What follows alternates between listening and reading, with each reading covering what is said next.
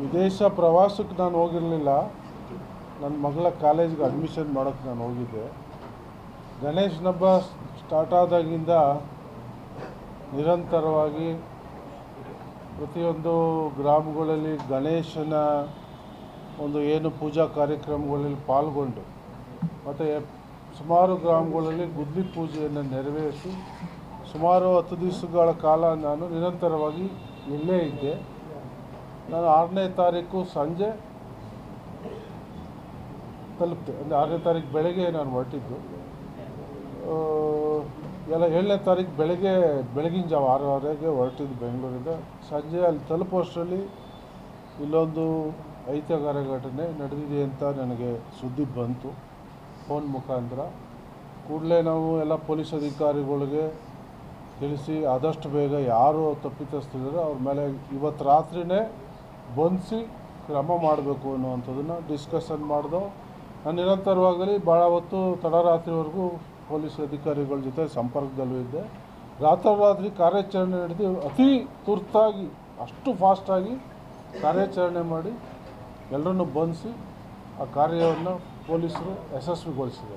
ನಾನು ನಿಮ್ಮ ಮುಖಾಂತರ ಅವ್ರಿಗೆ ಅಭಿನಂದನೆ ಸಲ್ಲಿಸಲಿಕ್ಕೆ ಬಯಸ್ತೀನಿ. ಯಾಕೆಂದರೆ ಗಂಟೆಗಟ್ಟಲೆ ತಗೊಳ್ತಾರೆ ಪೊಲೀಸರು ತಲುಪಿಟ್ಟು. ಕೆಲವೇ ನಿಮಿಷಗಳಲ್ಲಿ ಅವರು ಅವತ್ತು ಬಂದು SP ಅವ್ರ ಸಮೇತ ಎಲ್ಲ ಸ್ಥಳಕ್ಕೆ ಬಂದು ಎಲ್ಲವನ್ನ ಪರಿಸ್ಥಿತಿಯನ್ನು ಒಂದು ಹತೋಟಿಗೆ ತಂದುಕೊಂಡಿದ್ದಾರೆ. ಯಾಕೆಂದರೆ ನೀವು ಹಿಂದೆ ಎಲ್ಲ ಬೇರೆ ಬೇರೆ ಕಡೆ ಘಟನೆಗಳು ನಡೆದು ನೋಡಿದ್ದೀರ. ಇಂಥ ಸಣ್ಣ ಪುಟ್ಟ ಗಲಭೆ ಕೋಮು ಗಲಭೆ ಬಂದಂಥ ಸಂದರ್ಭದಲ್ಲಿ ಬೆಂಕಿ ಹಚ್ಚುವಂಥದ್ದು ಈ ಥರ ವಿಚಾರಗಳು ನಡೆದಿರುವಂಥದ್ದು ಇತ್ತೀಚೆಗಷ್ಟೇ ನಾವಿನ್ನೂ ಮರ್ತಿಲ್ಲ. ನಾಗಮಂಗಲದಲ್ಲೂ ಕೂಡ ಇದು ನಡೆದಿತ್ತು. ಅಂಥ ಅಹಿತಕರ ಘಟನೆ ಮತ್ತೆ ನಡೆದಂಗೆ ಅವರು ತಡೆದಿದ್ದಾರೆ. ಅದರ ಜೊತೆಗೆ ನಾನು ಸುಮಾರು 4.5 ವರ್ಷದಿಂದ ಈ ತಾಲೂಕಿನಲ್ಲಿ ಸೇವೆಯನ್ನು ಪ್ರಾರಂಭ ಮಾಡಿದಾಗಿಂದಲೂ ಕೂಡ ಮೊಟ್ಟ ಮೊದಲಿಗೆ ಪ್ರತಿ ಗ್ರಾಮಗಳಿಗೂ 3, 2, 5, 6, 7 ಅವರ ಗ್ರಾಮದ ಒಂದು ಪ್ರದೇಶ ವ್ಯಾಪ್ತಿ ಎಷ್ಟು ದೊಡ್ಡದಿದೆ ಅದರ ಆಧರಿಸಿ ಗಣೇಶಗಳನ್ನ ವಿತರಣೆ ಮಾಡುವಂಥ ಕಾರ್ಯಕ್ರಮ ಶುರು ಮಾಡಿದೋನೆ ನಾನು ಮೊಟ್ಟ ಮೊದಲಿಗೆ ಮದ್ದೂರು ತಾಲೂಕಿನಲ್ಲಿ. ನಮ್ಮ ಟ್ರಸ್ಟ್ ವತಿಯಿಂದ ನಾವೆಲ್ಲರಿಗೂ ಗಣೇಶನ ಮೂರ್ತಿಯನ್ನು ವಿತರಣೆಯನ್ನು ಮಾಡ್ತಾಯಿದ್ದೆವು. ಒಂದು ಗ್ರಾಮಕ್ಕೆ 3ರಿಂದ 5, 6, 7 ಈ ಥರ ನಾವು ವಿತರಣೆಯನ್ನು ಮಾಡ್ಕೊಂಡು ಬಂದಿದ್ದೀವಿ. ಈ ಸಲನೂ ಕೂಡ ನಮಗೆ ಭಾಳಷ್ಟು ಕಾರ್ಯಕ್ರಮ ಇತ್ತು. ಹಾಗಾಗಿ ಈ ಸಲ ನಾವು ಗಣೇಶ ಮೂರ್ತಿ ವಿತರಣೆ ಮಾಡಲಿಲ್ಲ. ಆದರೆ ಗಣೇಶ ಮೂರ್ತಿ ಏನು ನಮ್ಮ ಯುವಕರುಗಳು ಭಾಳಷ್ಟು ಅಭಿಮಾನಿಗಳು ಏನು ಕಾರ್ಯಕ್ರಮನ ಗಣೇಶವನ್ನು ಪ್ರತಿಷ್ಠಾಪನೆ ಮಾಡುವಂಥ ಎಲ್ರಿಗೂ ಕೂಡ ನಾವು ಟ್ರಸ್ಟ್ ಮುಖಾಂತರ ನಾನು ಎಲ್ಲ ಗ್ರಾಮ ಎಲ್ಲ ಗಣೇಶನಿಗೆ ಭೇಟಿ ಮಾಡಲಿಕ್ಕಾಗಿಲ್ಲ. ನಾನು ಒಂದು ಕಡೆ, ನಮ್ಮ ಸಹೋದರ ಒಂದು ಕಡೆ, ನಮ್ಮ ಅಧ್ಯಕ್ಷರುಗಳು ಎಲ್ಲರೂ ಕೂಡ ಪ್ರತಿಯೊಂದು ಕಡೆ ಭಾಗಿಯಾಗಿ ನಾವು ಅವ್ರಿಗೆ ಎಲ್ಲ ಥರದಲ್ಲೂ ಸಪೋರ್ಟನ್ನು ಮಾಡಿಕೊಂಡು ನಮ್ಮ ಟ್ರಸ್ಟ್ ಮುಖಾಂತರ ಅವ್ರಿಗೆ ಸಹಾಯ ಆರ್ಥಿಕವಾಗಿ ಮಾಡೋದ್ರ ಮುಖಾಂತರ ನಾವೆಲ್ಲವನ್ನು ಕೂಡ ನಾವು ಭಾಗವಹಿಸಿ ಅಟೆಂಡ್ ಮಾಡಿದ್ದೀವಿ. ಆದರೆ ಯಾವತ್ತೂ ನಡೀತಿರುವಂಥ ಘಟನೆ ಆಕಸ್ಮಿಕವಾಗಿ ನಡೆದಿದೆ. ಆ ಕಲ್ಲು ಹೊಡೆದಂಥ ಏನು ಕಿಡಿಗೌಡಿಗಳಿದ್ದಾರೆ ಅವ್ರನ್ನ ಯಾವ ಭಾಷೆಯಲ್ಲಿ ನಿಲ್ಲಿಸಿದ್ರೂ ಅದು ಸಾಕಾಗಲ್ಲ. ಅಂಥ ಕಚಡಗಳು ಅವ್ರಿಗೆ ಕ್ಷಮೆ ಅನ್ನೋದು ಇಲ್ಲ. ಇಲ್ಲಿ ಈಗಾಗಲೇ ಅವ್ರ ಮೇಲೆ ಕ್ರಮ ನಡೀತಾ ಇದೆ, ತನಿಖೆನೂ ನಡೀತಾ ಇದೆ. ಅವ್ರಿಗೆ ಬಂದ ಮೇಲೂ ಕೂಡ ನಾವು ಸ್ಥಳೀಯವಾಗಿ ನಮ್ಮ ಜನ ಏನು ಹಿಂದೂಗಳು 97% ಈ ತಾಲೂಕಿನಲ್ಲಿದ್ದಾರೆ. ನಮ್ಮ ತಾಲೂಕಿನ ಜನ ಭಾಳಷ್ಟು ಪ್ರಬುದ್ಧರು, ಗಟ್ಟಿಗರು. ಮಂಡ್ಯ ಅಂದರೆ ಭಾಳಷ್ಟು ಇಂಡಿಯಾದಲ್ಲೇ ಹೆಸರುವಾಸಿಯಾಗಿರುವಂಥದ್ದು ವಿಚಾರ ಎಲ್ರಿಗೂ ಗೊತ್ತಿರುವಂಥದ್ದು. ಇಷ್ಟೊಂದು ನಮ್ಮಲ್ಲಿ ಇರಬೇಕಾದ್ರೆ, ಎಲ್ಲ ಸಮರ್ಥರು ನಮ್ಮಲ್ಲಿ ಇರಬೇಕಾದ್ರೆ ಏಕಾಏಕಿ ಯಾರೋ ಬಂದು ಎಲ್ಲಿಂದೋ ಇಲ್ಲಿಂದೋ ಬಂದವರೆಲ್ಲ ಇಲ್ಲಿ ಬಂದು ಅಪಪ್ರಚಾರ ಮಾಡೋದು, ಯುವಕರನ್ನ ಎತ್ಕಟ್ಟುವುದು, ಅವ್ರಿಗೆ ಮಿಸ್ಗೈಡ್ ಮಾಡುವಂಥದ್ದು, ಇವೆಲ್ಲ ಒಳ್ಳೆ ಬೆಳವಣಿಗೆ ಅಲ್ಲ. ಈ ಒಂದು ಸಮಾಜದಲ್ಲಿ ಇರುವಂಥವರು ಸಮಾಜದ ಶಾಂತಿಯನ್ನು ಬಯಸಬೇಕು. ಯಾರೇ ಆದರೂ ಲೀಡ್ರುಗಳಿರಲಿ, ಯಾವುದೇ ಪಾರ್ಟಿಯವರಿರಲಿ, ಅವರು ಶಾಂತಿಯನ್ನು ಕಾಪಾಡೋ ಕೆಲಸವನ್ನು ಮಾಡಬೇಕು. ಆದರೆ ಇಲ್ಲಿ ಬೆಂಕಿ ಹಚ್ಚೋ ಕೆಲಸನ ಮಾಡ್ತಾ ಇರೋದು ನಾವು ಖಂಡಿಸ್ತೇವೆ. ಇದು ಯಾರಿಗೂ ಒಳ್ಳೆಯದಲ್ಲ. ಪಬ್ಲಿಕ್ ಲೈಫ್ನಲ್ಲಿರೋರು ಪಬ್ಲಿಕ್ಗೆ ಅನುಕೂಲ ಆಗೋ ಕೆಲಸವನ್ನು, ಒಳ್ಳೆಯದನ್ನು ಮಾಡುವಂಥದ್ದು, ಸಮಸ್ಯೆ ಇದ್ದರೆ ಬಗೆಹರಿಸುವಂಥದ್ದನ್ನು ಮಾಡಬೇಕು. ಯಾರೇ ಹಬ್ಬ ಅದು ಜನಪ್ರತಿನಿಧಿಗಳಾಗಲಿ, ಪಕ್ಷದ ಮುಖಂಡರುಗಳಾಗಲಿ, ಯಾವುದೇ ಧರ್ಮದ ಮುಖಂಡರಾಗಲಿ, ಎಲ್ಲರೂ ಕೂಡ ಶಾಂತಿ ಕಾಪಾಡಲಿಕ್ಕೆ ಎಲ್ಲರೂ ಮುಂದೆ ಬರಬೇಕು. ಆದರೆ ಇಲ್ಲಿ ಅಂಥದ್ದು ನಡೀತಾ ಇಲ್ಲ. ರಾಜಕೀಯವಾಗಿ ಲಾಭ ಪಡ್ಕೊಳ್ಳೋ ಕೆಲಸವನ್ನು ಮಾಡ್ತಿದ್ದಾರೆ. ಇಷ್ಟು ದಿವಸ ನಾವು ಎಲ್ಲವನ್ನು ಕೂಡ ಗಣೇಶ ಇರ್ಬೋದು, ಪ್ರತಿ ಗ್ರಾಮದಲ್ಲಿ ದೇವಸ್ಥಾನಗಳು, ನಾನು ಬಂದ ನಂತರ ಹಲವಾರು ದೇವಸ್ಥಾನಗಳನ್ನ ಜೀರ್ಣೋದ್ಧಾರಕ್ಕೆ ನಾವು ಟ್ರಸ್ಟ್ ಮುಖಾಂತರ ಸಹಾಯ ಮಾಡಿದ್ದೀವಿ. ನಾನು ಶಾಸಕನಾದ ಮೇಲೂ ಭಾಳಷ್ಟು ಅನುದಾನಗಳನ್ನ ನಮ್ಮ ಶಾಸಕ ನಿಧಿಯಿಂದ ಕೂಡ ನಾವು ದೇವಸ್ಥಾನಗಳಿಗೆ ಕೊಡ್ತಾಯಿದ್ದೀವಿ. ನಾವು ಸ್ಥಳೀಯವಾಗಿ ಇಷ್ಟೆಲ್ಲ ನಾವು ಮಾಡ್ತಾಯಿದ್ದೀವಿ. ಯಾರೋ ಬಂದು ಏಕಾಏಕಿ ಸರ್ಕಾರದ ಮೇಲೆ ಆರೋಪ ಮಾಡ್ತಾರೆ, ನಮ್ಮ ಮೇಲೆ ಆರೋಪ ಮಾಡ್ತಾರೆ. ಏನು ನಾವೇನು ದ್ರೋಹ ಮಾಡಿದ್ದೀವ ನಾವು? ಅಥವಾ ಹಿಂದೂ ವಿರೋಧಿಗಳ? ನಾವೆಲ್ಲ ಹಿಂದೂಗಳಲ್ವಾ? ಎಲ್ಲ ಹಿಂದೂಗಳಿದ್ದೀವಲ್ವಾ? 97% ಜನ ನಾವು ಹಿಂದೂಗಳಿದ್ದೀವಿ. ಇವ್ರು ಬಂದು ಇಲ್ಲಿ ಬಂದು ನಮಗೆ ಸರ್ಟಿಫಿಕೇಟ್ ಕೊಡಬೇಕಾ ಮದ್ದೂರು ತಾಲೂಕು ಜನಕ್ಕೆ? ಏನು ಪ್ರಬುದ್ಧರಲ್ವ ಮದ್ದೂರು ತಾಲೂಕಿನ ಜನ?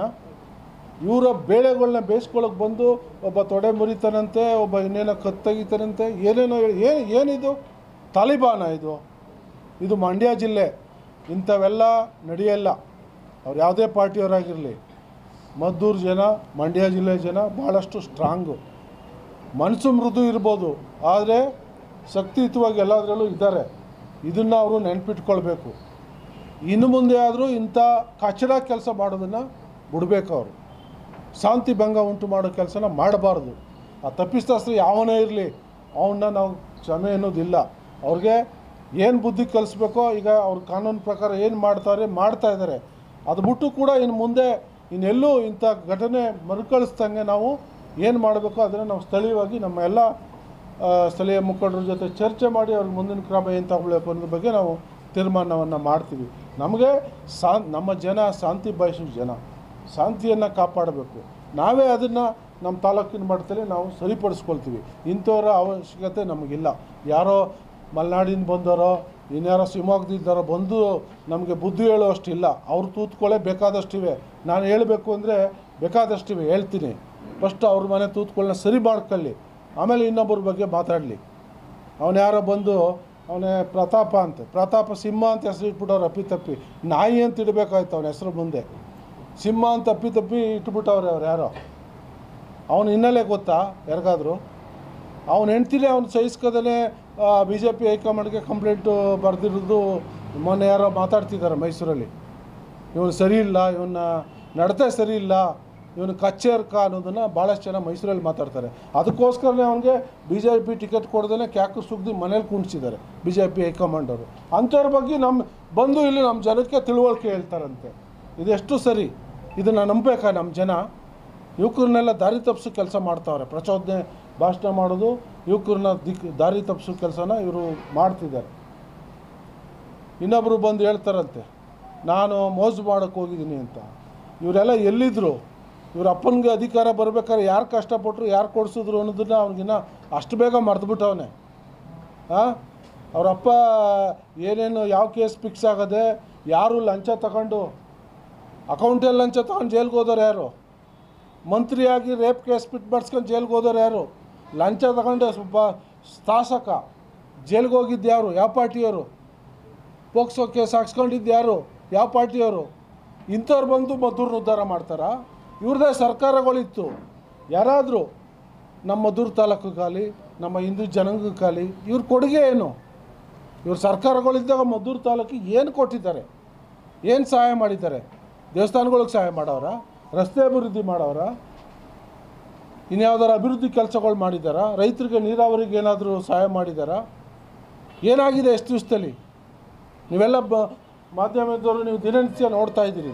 ನಮ್ಮ ಸರ್ಕಾರ ಬಂದ ಮೇಲೆ ನಾವು ಎಷ್ಟು ಅಭಿವೃದ್ಧಿಯನ್ನು ಮಾಡಿದ್ದೀವಿ, ಎಲ್ಲೆಲ್ಲಿ ಕೆಲಸ ಆಗ್ತಾಯಿದೆ, ಪ್ರತಿಯೊಂದಕ್ಕೂ ನೀವು ಸಾಕ್ಷೀಕರಿಸೋದು ನೀವೇ ಇದ್ದೀರಾ.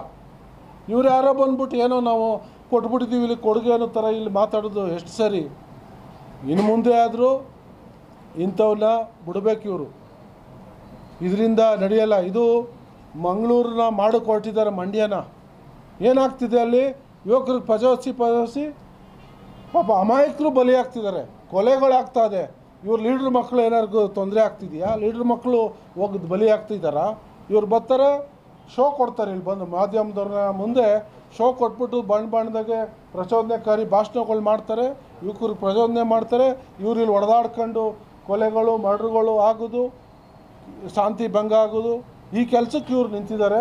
ಇದನ್ನು ನಾವು ನಮ್ಮ ಜನ ಇಂಥದ್ದನ್ನು ಒಪ್ಪಲ್ಲ, ಇದನ್ನು ಸಹಿಸಲ್ಲ.